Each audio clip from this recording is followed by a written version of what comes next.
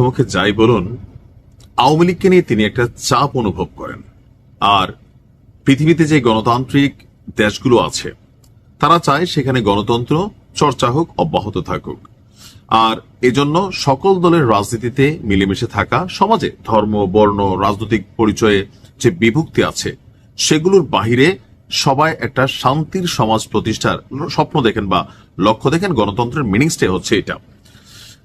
তো বাংলাদেশে এই মুহূর্তে ঠিক ক্ষমতার শেষ প্রান্তে ডক্টর মোহাম্মদ ইউনূস ক্ষমতা ছাড়ার আগে আওয়ামী লীগের ব্যাপারে ডক্টর ইউনূসের সিদ্ধান্তটা কি? এখানে কিন্তু একটা প্রশ্নবোধক চিহ্ন তৈরি হয়েছে যে আওয়ামী লীগ যদি এই কাজটা করত তাহলে কি তিনি এই ট্রুথ অ্যান্ড রিকনসিলিয়েশনের উদ্যোগ নিতেন?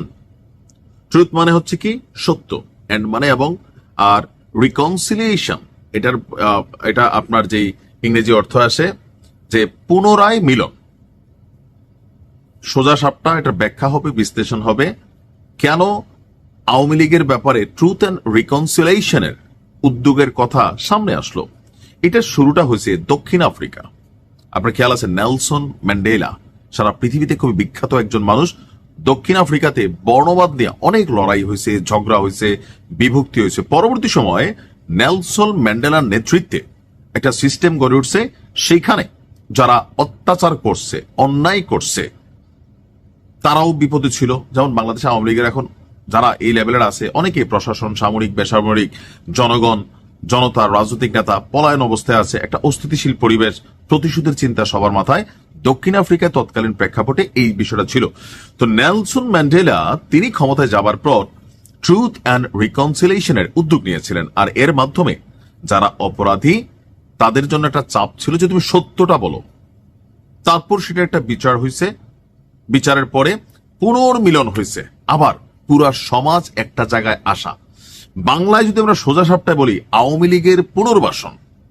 রাজনৈতিক দল হিসাবে তাদের যে রাজনৈতিক কার্যক্রম আছে নিষেধ, সেটা হয়তো উঠে যাইত যদি আওয়ামী লীগ একটা কাজ করত। ডক্টর ইউনূস তিনি হয়তো এই উদ্যোগ নিতেন। এমনকি এটা নিয়ে এই অন্তর্বর্তী সরকার গঠিত হবার পর উপদেষ্টা আসিফ নজরুল স্যার তিনি কিন্তু এই উদ্যোগের কথা বলছিলেন যে দেশে শান্তি প্রতিষ্ঠায় এটা দরকার। কিন্তু এইটার জন্য যে প্রধান উপাদান, বিরিয়ানি রান্ধেন, খিচুড়ি রান্ধেন, ভাত রান্ধেন, প্রধান উপাদান কি? চাল। তো এই ট্রুথ অ্যান্ড রিকনসিলিয়েশন এইটার প্রধান উপাদান হচ্ছে অনুতপ্ত হওয়া, ক্ষমা চাওয়া, যেটা আওয়ামী লীগ করে নাই। আর শেখ হাসিনার সর্বশেষ যেই ভাষণগুলো আসছে বা আওয়ামী লীগের নেতাকর্মীদের যে ফেসবুক লাইভ আমরা দেখি বিভিন্ন সময়, সেটা দেখে মনেই হয় না তারা ক্ষমা বা অনুতপ্ত হবে। কারণ তাদের পয়েন্ট অফ ভিউ হচ্ছে মেটিকুলাস ডিজাইন ছিল ডক্টর ইউনূস, আর এটার পিছনে তিনি নিজেই বড় ভূমিকা রাখছেন। আর এখানে যারা বিক্ষোভ করছেন, এখানে পুলিশ মানুষকে মারে নাই, ভেতর থেকে একটা টিম, বিভিন্ন দেশের এজেন্ট, পাকিস্তানের চর, এরা এই ঘটনাগুলো ঘটাইছে শেখ হাসিনা সরকারকে উচ্ছেদ করার জন্য। রাষ্ট্রীয় প্রতিষ্ঠানগুলোতে আগুন দিছে, থানাতে আগুন দিছে, পুলিশ শেষ করে দেওয়া হয়েছে। So it was A meticulous design. এই কারণে তারা ক্ষমা চাইবে না। মেন্টালিটি কিন্তু এটাই। তবে তাদের জন্য একটা সুযোগ ছিল যদি এই মেন্টালিটি থেকে বের হয়ে অন্য কোনো মেন্টালিটিতে যেত। তাও কার কাছে বলতেছেন ডক্টর ইউনূস? উনি বলছেন যে আমরা দেখলাম যে গত পরশুদিন প্রধান উপদেষ্টা ডক্টর ইউনূসের সাথে সৌজন্য সাক্ষাৎ করেছেন ডোনাল্ড ট্রাম্প প্রশাসনে দায়িত্ব পালনকারী যুক্তরাষ্ট্রের সাবেক দুই জ্যেষ্ঠ কূটনীতিক। একজন হচ্ছে আপনার অ্যালবার্ট গম্বিস এবং আরেকজনের নাম হচ্ছে মর্স ট্যান। হঠাৎ করে কেন ডোনাল্ড ট্রাম্প প্রশাসনের আওয়ামী লীগের বিষয়ে এই ধরনের উদ্যোগের চিন্তা বা মেন্টালিটি? প্রশ্নটা কিন্তু আমেরিকাই দিছে। বলা হচ্ছে যে রাষ্ট্রীয় অতিথি ভবন যমুনায় সাক্ষাৎকারে দুই কূটনীতিক গত 1.5 বছরে প্রধান উপদেষ্টার প্রথমে পাম্পটি দিয়েছেন। এরপরে তারা চাইছে যে দক্ষিণ আফ্রিকার আদলে বাংলাদেশে ট্রুথ অ্যান্ড রিকনসিলিয়েশনের উদ্যোগ গ্রহণ করা সম্ভব কিনা। অর্থাৎ আমেরিকা আওয়ামী লীগকে ফেরাতে চাচ্ছে। স্পষ্ট না এটা ডক্টর ইউনূস প্রস্তাব দেয় নাই, আমেরিকাই প্রস্তাব দিচ্ছে। তো আমেরিকাতে আওয়ামী লীগের বেশ কিছু লবিং ফার্ম কাজ করে যাচ্ছে।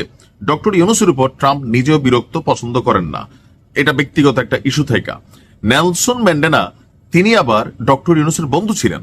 তো সেই জন্যই বলছে আপনার বন্ধুত্ব এরকম একটা উদ্যোগ নিছে, আপনি তো রাষ্ট্র ক্ষমতায় বসলেন, তো আপনি নিজেও আওয়ামী লীগের নির্যাতনের বিভিন্নভাবে শিকার হয়েছেন, এখন আপনি কি এই ধরনের উদ্যোগ নেবেন? ডক্টর ইউনূস ইন্টারন্যাশনাল খেলোয়াড়, তো তিনি বলছেন যে প্রয়াত নেলসন ম্যান্ডেলার একজন বন্ধু হিসাবে আমি দক্ষিণ আফ্রিকার ট্রুথ অ্যান্ড রিকনসিলিয়েশনের প্রক্রিয়া ঘনিষ্ঠভাবে দেখেছি। তবে তৎকালীন ফ্যাসিস্ট শাসক গোষ্ঠী আওয়ামী লীগ তাদের অপরাধ অস্বীকার করে যাওয়ায় এই মুহূর্তে বাংলাদেশে সেই ধরনের কোনো উদ্যোগ গ্রহণ করার সম্ভাবনা তিনি দেখছেন না। তিনি বলছেন যে সময় এখনো উপযুক্ত নয়।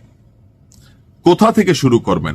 ট্রুথ অ্যান্ড রিকনসিলিয়েশন তখনই সম্ভব যখন কেউ স্বীকার করে যে সে ভুল করেছে, নিজের অপরাধের জন্য অনুতপ্ত হয়, অনুশোচনা প্রকাশ করে। কিন্তু এখন পর্যন্ত তাদের কোনো অনুশোচনা নেই, কোনো অনুতাপ নেই, বরং তারা দাবি করছে যে যারা নিহত হয়েছে তারা সবাই সন্ত্রাসী, তাদের অপরাধের বিপুল পরিমাণে প্রমাণ পেয়েছে বা রয়েছে, তারা যা করেছে সম্পূর্ণ বর্বরচিত অপরাধ, তবু তারা সম্পূর্ণ অস্বীকারের অবস্থানেই রয়েছে। অর্থাৎ আমেরিকা আপনার আওয়ামী লীগের রাজনীতির ব্যাপারে আগ্রহী। আবার শেখ হাসিনার সর্বশেষ একটা বক্তব্য আমার নিজের কাছে আশ্চর্য লাগছে। সম্ভবত ওই যে দেখেন, যখন আওয়ামী লীগ ক্ষমতায় ছিল, বিএনপি জামাত পুরা সিস্টেম, বিএনপি জামাতের পুরো সিস্টেমটাই আমেরিকাতে কানেক্ট ছিল। মার্কিন প্রশাসনের মধ্যে কথা বলা, তাদের পররাষ্ট্র মন্ত্রণালয়ে প্রতিদিন প্রশ্ন করা, হিরো আলমরে মারছে, কারে থাপড়াইছে, এই যে আলমের পরে মার খেয়েছে, এটা নিয়ে আর আমেরিকাতে আলোচনা হয় নাই। তো এরকম অনেক কিছু কিন্তু হয়েছে। বিবিসি সাক্ষাৎকার নিছে, ডিপ স্টেট কাজ করছে। আবার ক্ষমতার প্রেক্ষাপটে আওয়ামী লীগ তখন আমেরিকারে অনেক বক্তব্য, একদম আওয়ামী লীগের পিটার হাসতে তো পিটার পাতি হাস কইয়া খাইয়ে ফেলার চিন্তা করা হয়েছে, তাই না? ক্ষমতার পরিবর্তনের পরপরও শেখ হাসিনা দাবি করতেছিলেন যে আমেরিকা স্যান্ড পানি চাইছে, সাদা চামড়ার লোক, তো আমি স্যান্ড পানি দেই নাই, যার কারণে আমাকে ক্ষমতা থেকে উচ্ছেদ করা হয়েছে। ইমরান খানের মতন একটা সিস্টেমে আমাকে ডিপ স্টেট কাজ করা সরাই দিছে। এমনকি ভারতীয় গণমাধ্যম ডিপ স্টেটের ভূমিকা নিয়ে কথা বলছে। ট্রাম্প ক্ষমতা আসার পরে বলছে বাংলাদেশে বেশ কিছু এনজিও মিলিয়ন মিলিয়ন ডলার আনছে যারা ডিপ স্টেটের পক্ষে কাজ করছে। অর্থাৎ এখানে আমেরিকার হাত ছিল।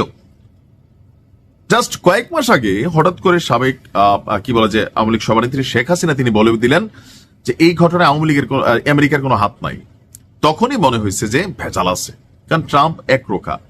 ট্রাম্পের আবার শেখ হাসিনার সাথে একটা ব্যক্তি সম্পর্ক আছে। ট্রাম্প কিন্তু এগুলোকে মূল্যায়ন করে, লাইক উত্তর কোরিয়া, ধরেই না, ট্যাক্স টুক্সও বাড়ায় না।